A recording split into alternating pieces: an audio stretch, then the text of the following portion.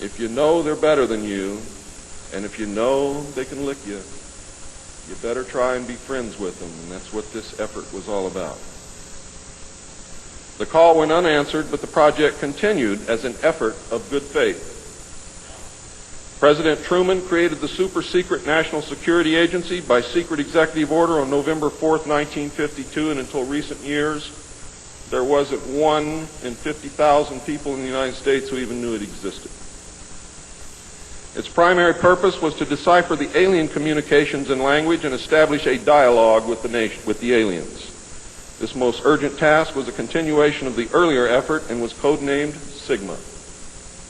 The secondary purpose of the NSA was to monitor all communications and emissions from any and all devices worldwide for the purpose of gathering intelligence, both human and alien, and to contain the secret of the alien presence. Project Sigma, ladies and gentlemen, was extremely successful. The NSA also maintains communications with the Luna base and other secret space programs.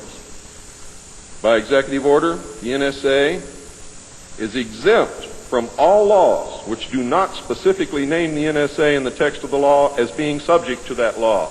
How many of you know what that means?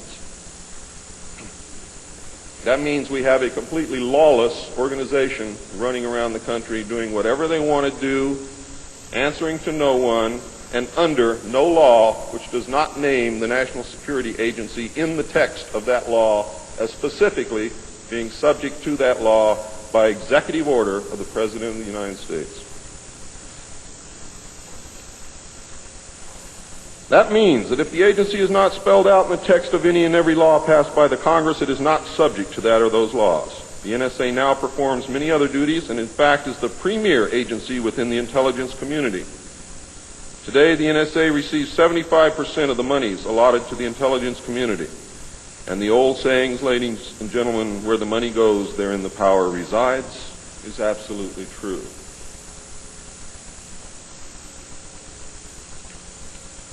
The DCI today is mainly a figurehead.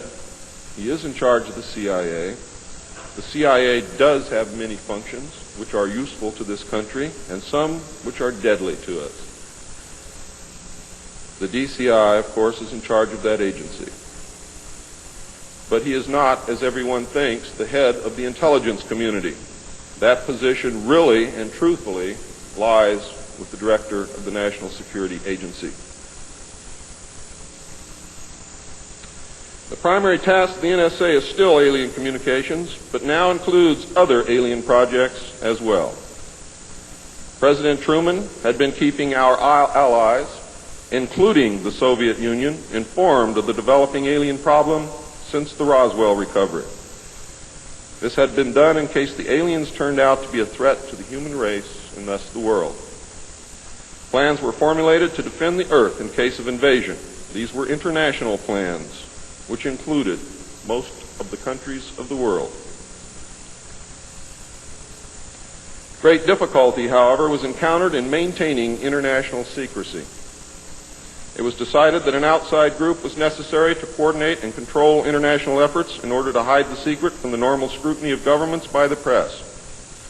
The result was the formation of a secret society which became known as the Bilderbergers. The headquarters of this group is in Geneva, Switzerland. The Bilderbergers evolved into a secret world government that now controls everything. The United Nations was then, and is now, an international joke.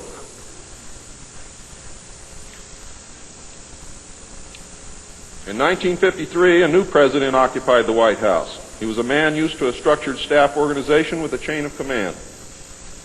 His method was to delegate authority and rule by committee. He made major decisions, but only when his advisors were unable to come to consensus, and when he was in the Army, he was known as the diplomat. He was very good at what he did. He was very good at bringing people together, reaching consensus, and getting people to work for him. His normal method was to read through or listen to several alternatives and then approve one. Those who worked closely with him have stated that his favorite comment was, "Just do whatever it takes." Now here's a man very different from President Truman. He spent a lot of time on the golf course. This was not all unusual for a man who had been career Army with the ultimate position of Supreme Allied Commander during the war, a post which carried 5 stars along with it. In fact, he deserved it. This president was General of the Army Dwight David Eisenhower. During his first year in office, 1953, at least 10 more crash disks were recovered, along with 26 dead and 4 live aliens. One of the 4 live aliens died within hours of being removed from the craft. The others died approximately 3 or 4 days later. Of the 10, 4 were found in Arizona, 2 in Texas, 1 in New Mexico, 1 in Louisiana, 1 in Montana, and 1 in South Africa. There were hundreds of sightings. Why were so many craft crashing? Because the government was scared. And when they found out that the radar was downing the craft, they started aiming the radar at the craft with lock-on radar and pumped the juice through. And they brought as many down as they could.